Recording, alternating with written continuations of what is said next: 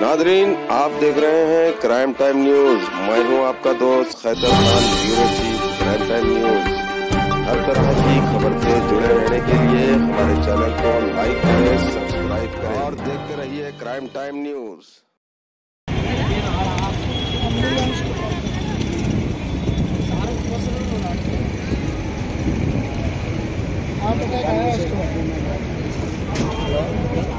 बना date call करो भैया अना नु पीएस में इंटीमेशन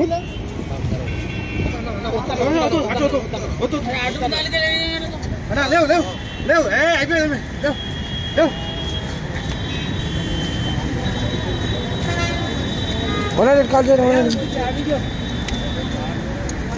भैया बना डेट कॉल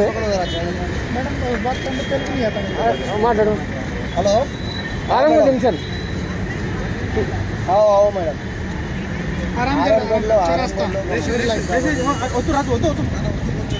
అంబులెన్స్ కు చేయనా అంబులెన్స్ వాళ్ళు ఉంటే వాళ్ళ దాంట్లో ఫస్ట్ ఎయిడ్ చేసుకొని ఉంటారు.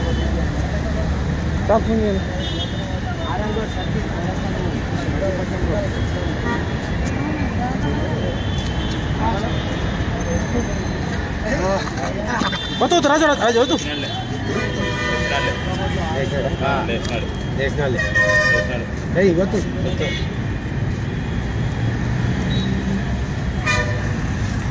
అదే నువ్వు పిఎస్ చెప్పాను ఇంటికి बोले यार अमर बोले भैया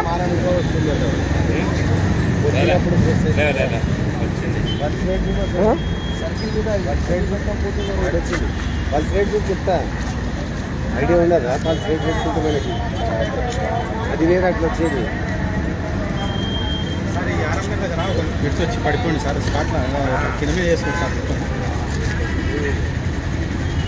ఆరం గారి దగ్గర చౌరస్తాలో కిందికి వచ్చినట్టు యాక్టింగ్ చేసి వచ్చి